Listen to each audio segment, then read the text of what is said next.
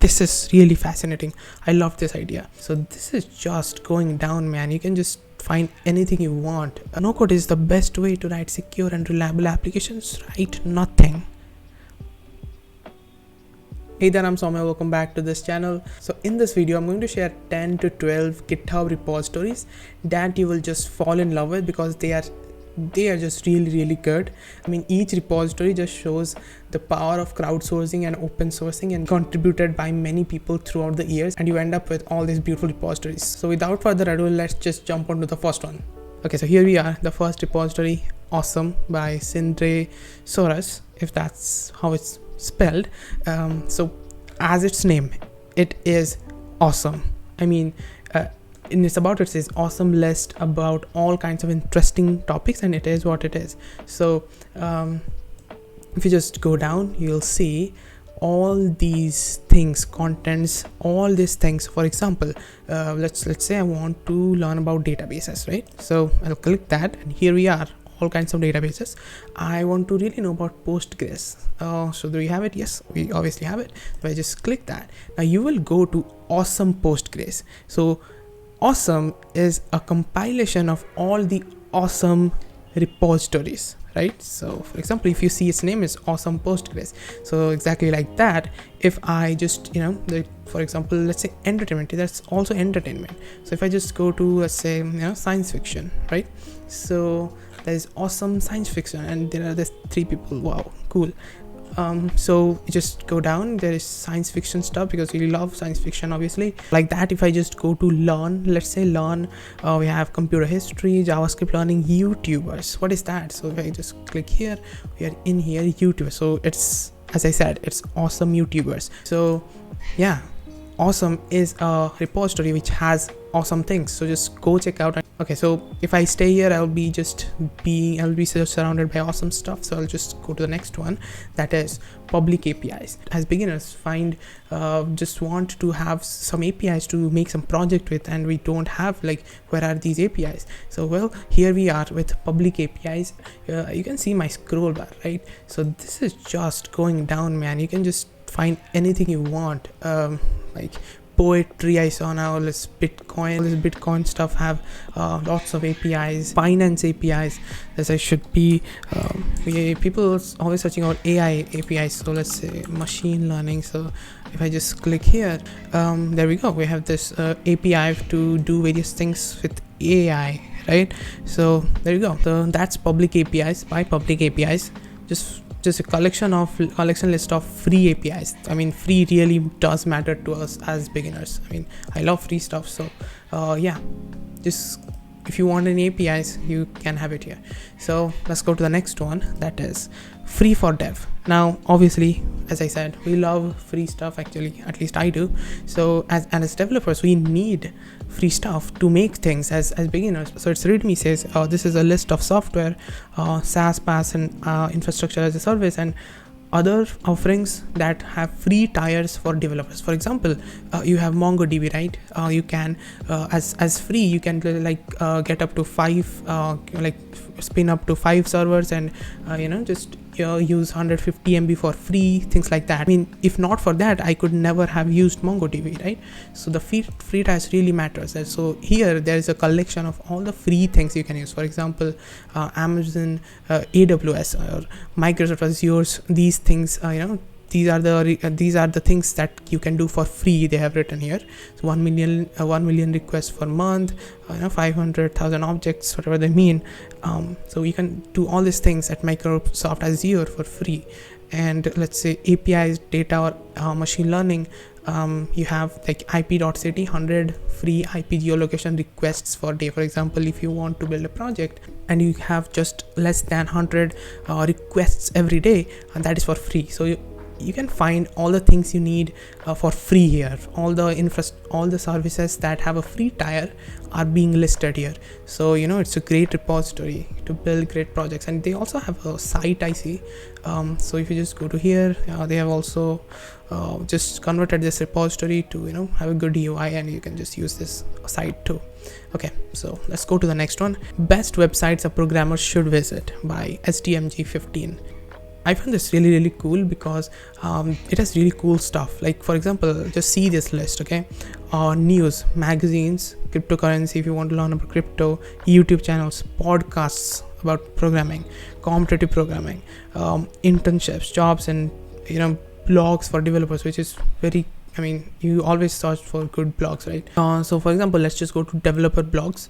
So here we see like coding horror, and algo gigs and all this Paul Graham essays, all this beautiful stuff that programmers like. Then you have, when you get bored from CS related stuff, you have all this, for example, the programmer humor Reddit community. That is pretty cool. Then you have TED Talks and just some things, just lot of things, not some, there's a lot of things that a programmer would like is listed here.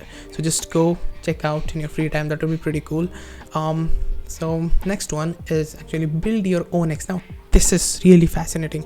I love this idea. So I love this image too. They are using it here, that what I cannot create, I do not understand, by Richard Feynman. Until unless, like, I remember, like, creating projects is the way I learned, really got to learn things. For example, people have wondered, hey, how do I make an operating system, or how do I make a compiler? That's pretty cool, right? So, and you learn a lot by making that. So here you can see tutorials on these things you wish to build but you don't know how to. So build your own X. In X you can put anything. So for example, how to make a 3D modeler in Python. I mean, we don't know, but we can learn through all this stuff. So how to build your own blockchain, how to build your own BitTorrent client. You use Node.js to create a Discord bot, or a Python, or in Rust. Then you can, how can we build a database? I mean, we are always using all these databases and whatnot, but do we know how to actually build a database? I mean, that's something, and I would wish to do, but I don't know how to do. So there we go. Build your own front-end framework. Like for example, build your own React. I love this. Build your own React. Facebook engineers build this, okay? Then why we can't, right? So how to make that? It's really fascinating. So this repository is really fascinating if you wonder a lot of stuff, like how do you do this? How do you build your own X, as it is named? So it is pretty cool. So let's go to the next one, that is developer roadmap. Well, you must have seen this site a lot by now. So they have site also if you don't want to go through the repository. So what they have is all the, for example, if you want to learn Android, right? So you need a roadmap if you want a roadmap. So you must have seen this kind of stuff a lot. So actually this is from this repository, roadmap.sh. So you can see you are starting here, learn TypeScript basics, then what is TypeScript, all this, very from the roots to the to the advanced stuff. They make a roadmap and they just publish it, and it's pretty cool. You have this site they have, and for example, I want to learn, let's say, Go, right? So you click on here and boom, you have this Go's roadmap to just start from nothing and to go to just build microservices and testing your apps and all those stuff, right? Cool. So that is developer roadmaps by Kamran Ahmed. So that is pretty cool. So let's go to the next one now, that is awesome scalability. So as an engineer, or you must have also gone through this, like sometimes you do you wonder, like, how does Twitter handle all these requests? So that is scalability, right?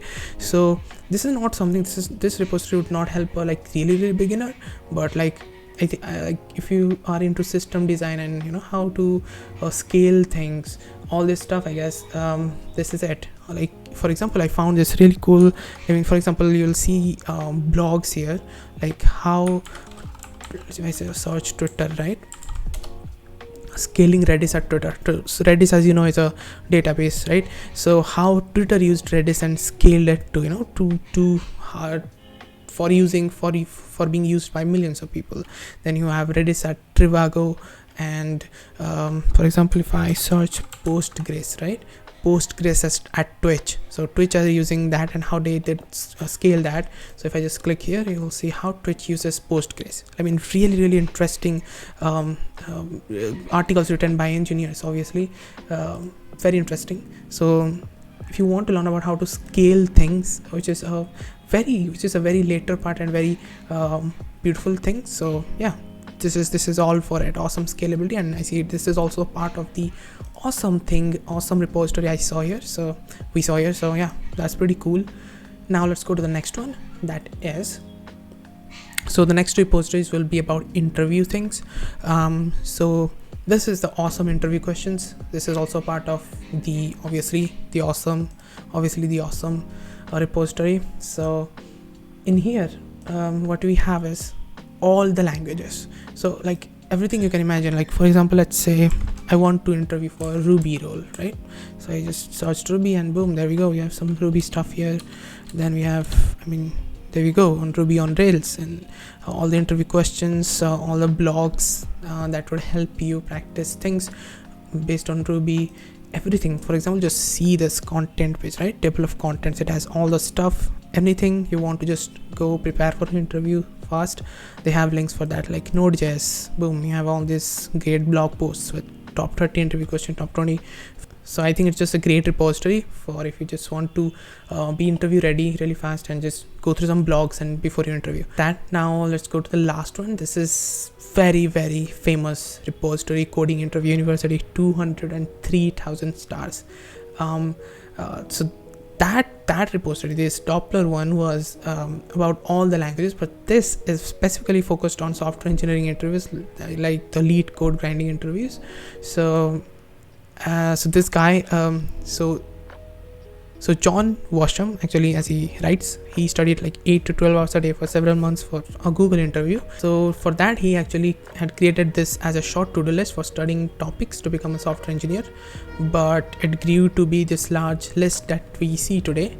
And he also got hired as an SD in Amazon through this. So yeah, it's pretty cool. It's Guilfoyle here, so that's cool.